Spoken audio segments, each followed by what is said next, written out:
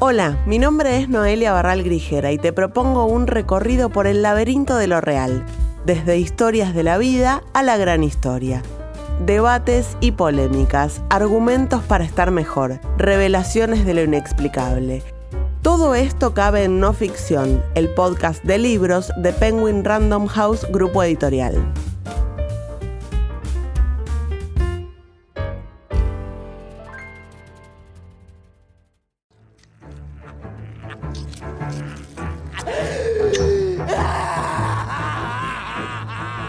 ¿Sabes qué, Utivich?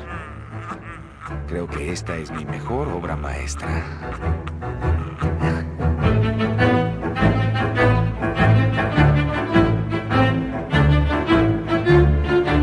En la película Bastardos sin Gloria, un grupo comando judío atacaba con éxito objetivos nazis y marcaba esvásticas en la frente de los derrotados, saliéndose de la habitual imagen pasiva del pueblo judío que nos legó el cine bélico.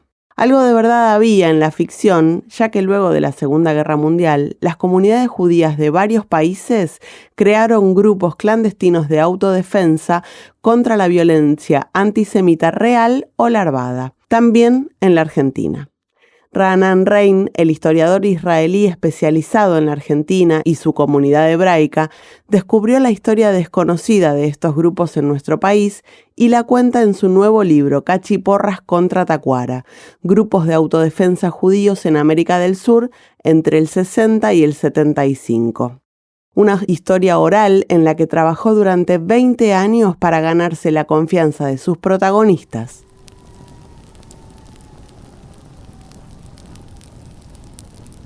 Enviamos espías. Había chicas que iban a actos de Tacuara y a sus reuniones y nos traían información al Irgun. Nos enteramos de que unos matones de Tacuara se iban a reunir en un bar en la esquina de Corrientes y Pueyrredón. Resolvimos pasar a la ofensiva.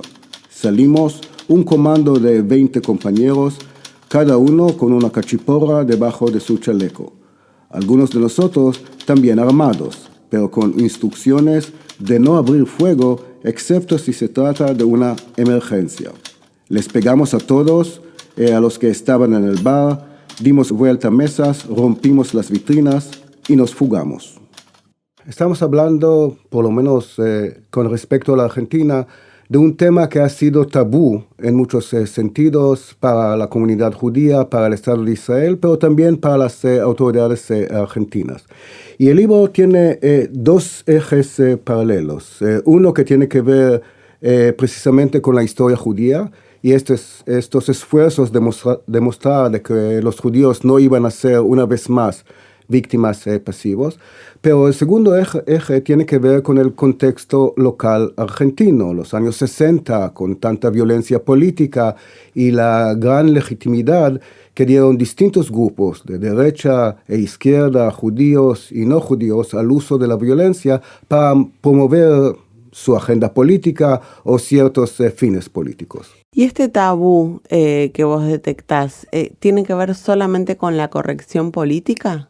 No, tiene que ver también con el hecho de que el Estado de Israel estaba muy involucrado en estas actividades, en el entrenamiento de los jóvenes judíos aquí, etc. Normalmente un país, según las normas del derecho internacional, no debe entrenar, digamos, ciudadanos de otros países. Y por lo tanto hubo cierto miedo, cierto temor de que una investigación de este tipo, un libro de este tipo, podría dañar de algún modo o la comunidad judía local o las relaciones bilaterales entre Argentina e Israel. ¿Y vos cómo llegas a la historia de estos grupos clandestinos?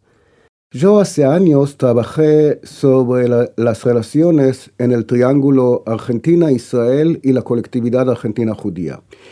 Y ahí, a principios de los años 90, me encontré con algunos pocos testimonios con respecto a una organización. No me quedaba claro si era algo espontáneo o algo organizado de autodefensa frente a la ola de antisemitismo que siguió el secuestro del criminal de guerra nazi Adolf Eichmann aquí en Buenos Aires en mayo de 1960. Sin embargo, en aquel momento no logré encontrar información, juntar material, sean documentos escritos o testimonios orales al respecto.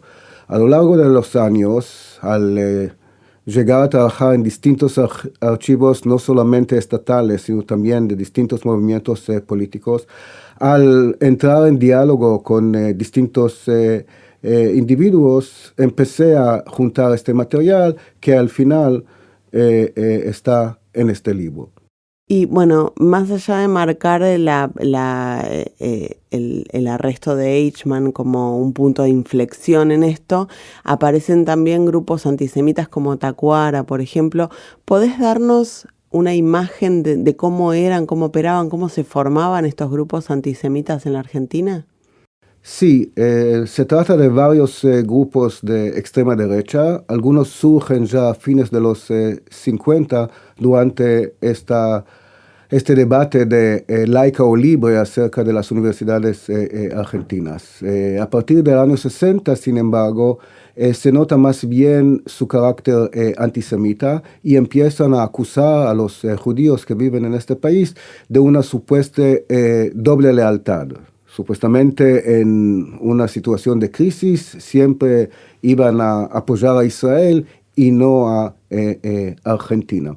Y a lo largo de los 60 tenemos varios incidentes antisemitas muy violentos que tenían un impacto enorme entre la colectividad judía. Aquí voy a mencionar un caso, quizá el más famoso, de junio de 1962, cuando un grupo de matones de Tacuara secuestran a una estudiante judía, Graciela Sirota, y le tatuaron una cruz esvástica en el pecho como una represalia a la ejecución de Adolf Eichmann en Israel en este mismo mes, junio de 1962. Este episodio provocó mucha preocupación entre los judíos que estaban temiendo de un posible pogromo, quizá de una segunda Shoah, de un segundo holocausto, esta vez aquí en Argentina. ¿Eso sucedió acá en Buenos Aires? Se dio acá en Buenos Aires, exactamente, pero hubo otros casos, el asesinato de Raúl Alterman en 1964, el asesinato de otro joven judío en 1965, es decir, el ambiente era de cierto pánico entre los judíos por el peligro, por la amenaza de una seria ola de antisemitismo violento. Y en paralelo, sorprende cómo se van formando estos campamentos juveniles de entrenamiento en uso de armas, vos lo contás, en defensa personal, en el momento en el que también empiezan a aparecer las organizaciones armadas. ¿Hubo trasvasamiento? ¿Hubo personas que se entrenaron en uno y terminaron en el otro lugar? A lo largo de toda la década de los 60 hubo una tensión interna, sobre todo entre los jóvenes que fueron sionistas socialistas, si tenían que luchar nada más por causas judías y por la defensa de la colectividad judía, o si tenían que participar también en la lucha en pro de una Argentina más democrática, más pluralista, más tolerante. Los enviados israelíes intentaban asegurar que la mayoría de estos jóvenes se limite a luchar por causas étnicas, causas judías y la defensa de la colectividad. Sin embargo, algunos, a fines de los 60, principios de los 60, sienten la necesidad de participar también en actividades de los movimientos guerrilleros. Y sabemos que los dirigentes de estos movimientos guerrilleros estaban buscando a jóvenes judíos de este tipo, porque a diferencia de muchos digamos, estudiantes porteños que tenían algunas ideas revolucionarias, pero no tenían ningún entrenamiento físico, no sabían nada del manejo de armas, etc. Estos jóvenes judíos sí conocían los textos revolucionarios, marxistas, etc., pero al mismo tiempo vinieron más preparados que otros. Claro. Igual me imagino hay alguna contradicción, ¿no? Porque también entre Montoneros y Tacuara hay alguna relación en el nacimiento. Es cierto, quizá gracioso en algún sentido, pero en Montoneros a veces jóvenes judíos que lucharon en contra de Tacuara y ex-tacuaristas estaban ahora juntos. Sí. No tenemos muchos testimonios acerca de esta convivencia y si surgieron algunas tensiones entre unos y otros, pero sí, efectivamente se dio el caso más de una vez de jóvenes de ambos bandos opuestos de repente luchando juntos. ¿Y fue significativa esa cantidad de jóvenes entrenados en el uso de armas que pasaron a las organizaciones armadas? ¿O? No estamos hablando de números importantes, pero sí de varios que entraron sobre todo en Montoneros y ERP, pero también en otras organizaciones. Bueno, vos hablábamos recién del tabú que este entrenamiento significó porque el Estado de Israel tenía temor de que sea considerado injerencia en los asuntos internos de la Argentina. Exacto. ¿El Estado argentino sabía? Es una excelente pregunta. En el libro, el Estado argentino está ausente. Y no logro formular una buena respuesta porque algo sabían sin ninguna duda. Entonces, si sabían por qué no hacía nada o prácticamente nada, no sé, les servía algunos intereses. Tenemos que pensar, cuando decimos el Estado argentino, si nos referimos a la Policía Federal, a las Fuerzas Armadas, a la Administración Pública, al Gobierno Nacional. En la Policía Federal tenían información, por lo menos cierta información, sin ninguna duda. Hubo también denuncias por parte de algunos dirigentes peronistas de derecha, como el diputado Cornejo Linares, que acusó al Estado de Israel de entrenar a jóvenes judíos en tácticas militares, en campamentos clandestinos en la provincia de Buenos Aires. El representante de la Liga Árabe aquí en Buenos Aires, Hussein Triki, también formuló acusaciones similares. Así que me parece imposible pensar que las autoridades argentinas no sabían nada. Algo sabían. ¿Hasta qué punto? No sé. ¿Y por qué no reaccionaron? Todavía no tengo una buena respuesta. Es llamativo porque pensando también en la puntualización que vos haces, Policía Federal, Fuerzas Armadas, el gobierno que sea, es difícil no pensar en sesgos antisemitas en todos esos lugares que podrían haber impulsado una reacción. Es cierto, y hay que tener en cuenta de que a pesar de que no tenían muchos miembros, ni Tacuara, ni la Guardia Restauradora Nacionalista u otras organizaciones de extrema derecha, tenían un impacto importante en el clima político, en la Policía Federal, claro, en las Fuerzas Armadas, en el establishment de la Iglesia Católica, etc. El jefe de la Policía Federal, Enrique Horacio Green, sí denunció una y otra vez estas actividades, pero los gobiernos de turno no tomaron medidas significativas, por lo menos, o serias. Aunque hubo casos, por ejemplo, cuando los jóvenes judíos mataron a un policía argentino Hubo varios casos violentos de enfrentamientos entre los grupos de autodefensa y los jóvenes de la extrema derecha. Algunos terminaron con la muerte de uno o dos matones antisemitas. Así que es un tema que es todavía para descifrar, un enigma para descifrar.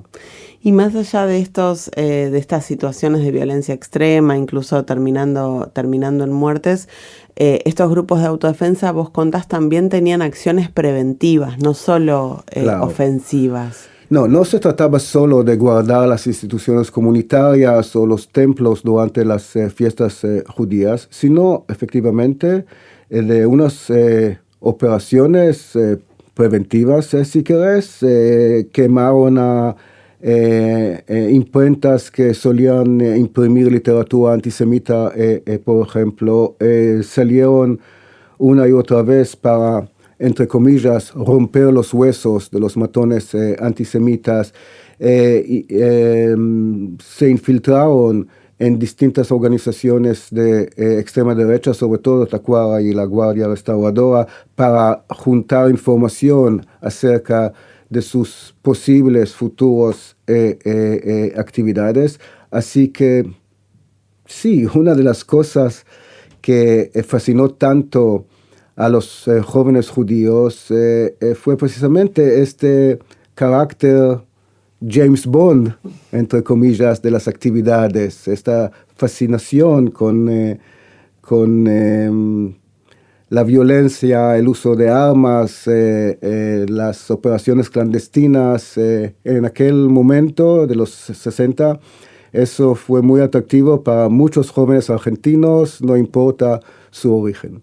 Y dado la condición clandestina o la cualidad de clandestinidad de estos grupos, por ejemplo, el dueño de esa imprenta quemada, ¿sabía quién se le había prendido fuego? Porque me imagino que si vos no sabés quién, tampoco puede operar ahí una suerte de lección moral o el mensaje que vos querés dar. Si pensás que simplemente se prendió fuego porque se prendió fuego, no sé si tiene mucho sentido. Mira, nunca dejaron una nota diciendo... fuimos nosotros. Exacto. Sin embargo, algunos habían recibido anteriormente llamadas telefónicas diciéndoles: si no van a dejar de imprimir literatura antisemita, van a pagar un precio muy alto, digamos. Entonces, me imagino que algunos podían hacer eso, claro, hacer la conexión entre una cosa y otra. Claro, sí. Habrán conectado y otros tal vez no. Hier wird ein Gesetz alles Handeln bestimmen. Das Volk lebt nicht für die Wirtschaft. Bueno, hablábamos recién de cómo colaboraban estos grupos con algunas búsquedas. Vos contás en el libro que colaboraron incluso con la búsqueda de Joseph Mengele, también criminal de guerra nazi. ¿Para estas búsquedas recibían información específica del Mossad? Una cosa es importante aclarar. El Mossad en los años 60 fue una organización muy pequeña. No podía llevar a cabo operaciones como el secuestro de Eichmann aquí en mayo de 1960 o el asesinato del criminal de guerra nazi Herbert Kukus en Montevideo en 1965 sin la ayuda local, sin la ayuda de jóvenes judíos, argentinos, uruguayos, que pertenecían a los grupos de autodefensa, para intentar identificar y localizar criminales de guerra, para alquilar departamentos, para buscar vías alternativas de escape, para, no sé, fotocopiar, para guardar, para ponerse en contacto con un individuo u otro. Y algunos de mis entrevistados para este proyecto se quejaron un poco porque la historia ha dado toda la gloria a los agentes del Mossad, claro, que llegaron acá, secuestraron a Eichmann, lo llevaron a Israel, etcétera, etcétera, mientras ellos también tenían un rol en esta operación. Algo de información sí recibían, pero no mucha. El Mossad tenía que asegurar que nada más muy poca gente esté al tanto. Entonces, ¿sabían que estaban buscando a criminales de guerra? Sí. Pero si sabían cuándo iban a llegar los agentes del Mossad, a dónde iban a ir, qué iban a hacer, cómo iban a sacar a Eichmann u otros de la Argentina, no. No. Bueno, entiendo también tal vez resquemor porque el Mossad se lleva todos los flashes, pero tiene sentido porque ellos eran clandestinos finalmente. Exacto. Lo ideal era que nadie supiera que estaban acá. Y eran ciudadanos argentinos, obviamente. Claro. Pero me gustaría agregar algo acerca del proyecto de historia oral que está detrás de este libro. Yo también, para mis libros anteriores, hice una serie de entrevistas. Sin embargo, cuando entrevisté a distintos políticos argentinos, no fui el primero en llegar a hablar con ellos. Y cada uno ya tenía un relato elaborado, preparado, que reciclaba una y otra vez. Se ponían el cassette, como decimos. Exacto.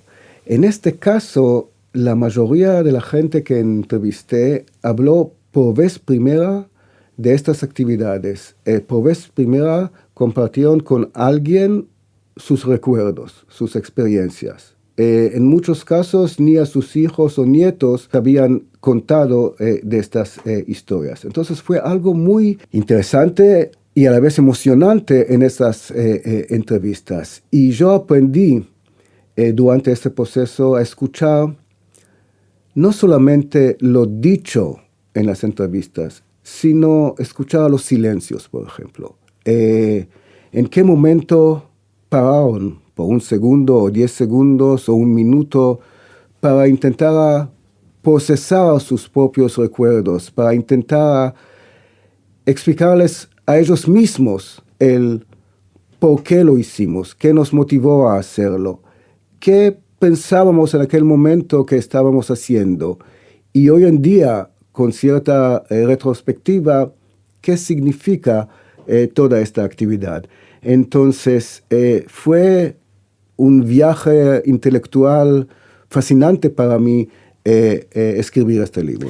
Bueno, me imagino que si muchos de ellos nunca habían hablado del tema, también les costaría elaborarlo en el momento, porque cuando uno pone en palabras también empieza a reflexionar un poco sobre aquello.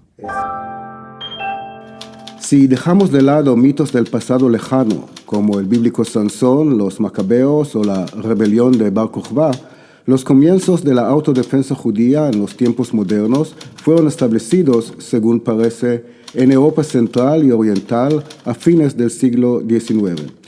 En los años 60 del siglo siguiente, sin embargo, estas actividades adquirieron unas características completamente diferentes. En primer lugar, por el hecho de que el Estado de Israel y sus enviados cumplieron un papel central en organizar, instruir y capacitar a los activistas de la autodefensa. El profundo y a menudo problemático involucramiento de Israel en estas actividades fue también la razón principal detrás de los intentos de ocultar esta fascinante historia. Bueno, el tema es ganar la confianza de unos, y uno te lleva al otro. Entonces estaba hablando con uno que tenía un papel importante y él me dijo, bueno, quizá te valga hablar también con esta persona. Me dio su número de teléfono y lo llamé. Y el otro me dijo, sí, podemos hablar de eso, pero tenés que tener en cuenta que en el caso nuestro, a diferencia de las organizaciones de extrema derecha, participaban también mujeres, chicas. Entonces, capaz que valga la pena que hables con esta que, no sé, tenía un rol o en el brazo de inteligencia o en el brazo de operaciones de nuestra organización. Y así uno detrás del otro. En total entrevisté para este libro algo como 130 personas, en su mayoría ex activistas, digamos, en los grupos de autodefensa, pero también algunos ex agentes del Mossad, algunos ex funcionarios de la agencia judía y varios diplomáticos israelíes veteranos o jubilados. ¿Y los ex integrantes de estos grupos de autodefensa hoy tienen qué edad? Están en sus años 70 u 80. Eran muy jovencitos. Sí, entonces. sí. En este caso, los miembros de los grupos de autodefensa, los miembros de Tacuara o cualquier otra organización política, eran todos o en sus años 20 o tenían 16, 17, 18 años, no más que eso. Sí. Señores, hemos dicho en repetidas oportunidades que la subversión es un fenómeno global. Y consecuentemente, si decimos que la subversión nos agrede, debemos interpretar que su agresión es también tan global como es global el fenómeno de la subversión. Y es justamente a través de esta agresión global que se pretende conculcar la libertad de los argentinos y cambiar su sistema de vida por otro a través de la intimidación. Esta idea, fantasía que tenía la extrema derecha acerca de un supuesto plan sionista para apoderarse de la Patagonia y establecer un segundo estado judío, esta vez en Argentina. Los primeros folletos que presentan este supuesto plan datan, hasta que yo sepa, del año 64. Entonces, precisamente en estos años que estoy analizando en el libro, y como décadas antes había ganado influencia este panfleto acerca de los protocolos de los sabios de Sion, que ahí también describían a los judíos que iban a controlar el mundo entero, ¿no? También el plan Andinia tuvo mucho eco, digamos, en distintos círculos de la extrema derecha, de las Fuerzas Armadas, etc. Y eso provocó mucha preocupación aquí en la colectividad judía. De hecho, hasta hoy en día hay algunos pocos que creen que existe un plan así y me dicen, bueno, hay muchos jóvenes israelíes que llegan a la Patagonia supuestamente para pasear, para hacer turismo, seguramente que de hecho vienen como agentes. Y bueno, estas tonterías siempre van a tener algún público, ¿no? Dispuesto, exacto. Y tenemos testimonios de varios interrogaciones llevadas a cabo por oficiales de las Fuerzas Armadas durante la dictadura, la última dictadura, que incluían preguntas acerca del supuesto plan Andinia y es interesante, a veces los oficiales de las Fuerzas Armadas empleaban palabras en hebreo que se usaban en los grupos de autodefensa, lo que nos lleva a pensar de que algo seguramente sabían. Uh-huh.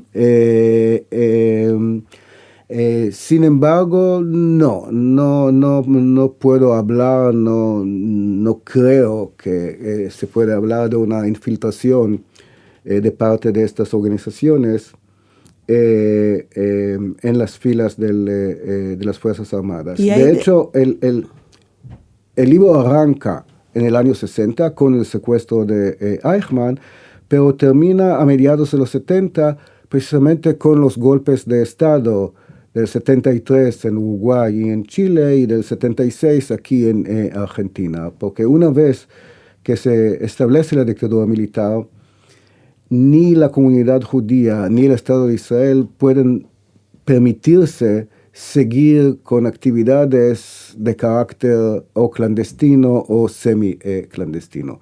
Entonces, para mí eso cierra un capítulo. Eso no quiere decir que no hay también, después de la transición a la democracia, del regreso a la democracia, organizaciones de seguridad que intentan proteger a las instituciones judías aquí, pero ya tienen otro carácter. Bueno, es inevitable también pensar en Yossi, ¿no? Uh-huh. Bueno, espía de la Policía Federal que infiltró en los 80, 90 Uh-huh. a organizaciones judías, contado Cierto. magistralmente por Miriam Lewin. Por eso también te preguntaba si la dictadura había infiltrado estas organizaciones. No, es que de hecho pararon estos grupos de autodefensa sus actividades con el golpe Claro. de Estado. Entonces, no. ¿Hubo desaparecidos de estas organizaciones de autodefensa? Mira, el porcentaje de argentinos judíos entre los desaparecidos es más alto que la proporción de los judíos en la población argentina general. Y sí, algunos de los desaparecidos habían pertenecido a grupos de autodefensa judía, sí. Pero no fueron perseguidos por estas actividades, sino por actividades o supuestas actividades relacionadas con los grupos guerrilleros. Claro. Entonces, no, hay un corte en el 76 Claro. a raíz del golpe militar. Muy claro. Sí. Y cuando, bueno, recién hablábamos un poco de cuando tomás contacto con estas personas que por primera vez pueden poner en palabras y elaborar un poco lo que fueron aquellos años, ¿qué piensan hoy de la formación de los grupos de autodefensa, de verlos integrados, de lo que les tocó hacer? Sí, te respondo en un segundo, pero sí me gustaría agregar que desde la publicación de este libro hace pocas semanas, el número de personas que se ponen en contacto conmigo casi diariamente para compartir sus recuerdos conmigo es impresionante y me emociona mucho. Mucha gente que yo ni sabía que había estado involucrada en estas actividades, que no había conocido anteriormente, de repente o aparece en una de las presentaciones del libro que estamos haciendo aquí, o se pone en contacto vía mail o vía WhatsApp y quieren compartir conmigo sus recuerdos. Es como si mucha gente tenía los recuerdos guardados, no querían o tenían miedo de compartirlos con otros, pero una vez que se publicó el libro, de repente, no sé. Se liberan. Exacto, así es. Entonces, Debe ser para mí el libro está todavía en procesos claro. de elaboración por estos testimonios que me siguen llegando. Capaz que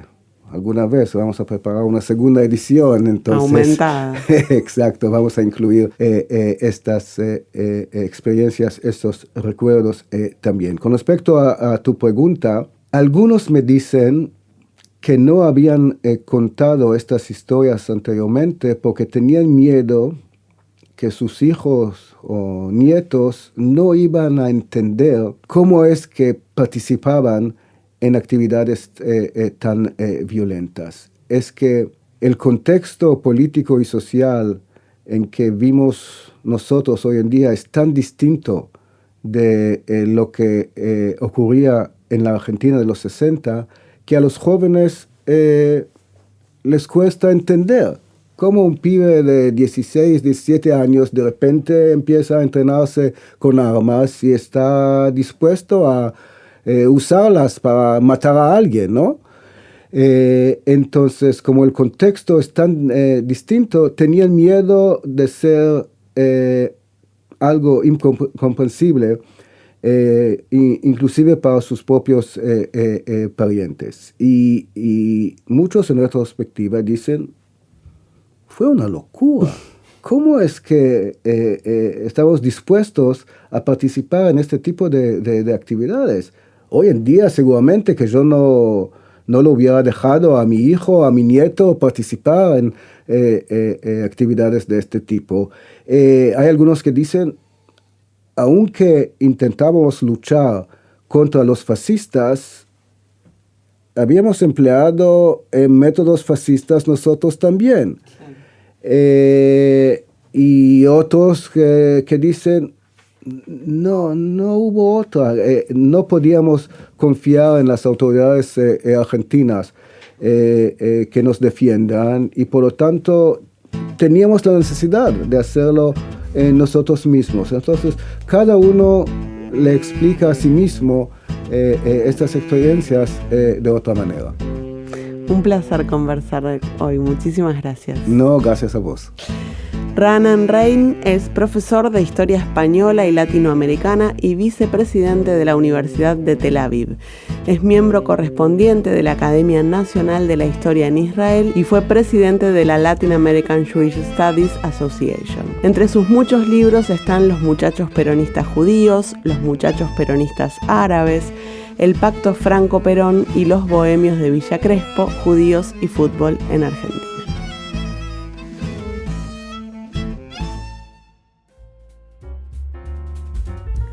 No Ficción es un podcast de libros de Penguin Random House, grupo editorial, presentado por Noelia Barral Grijera.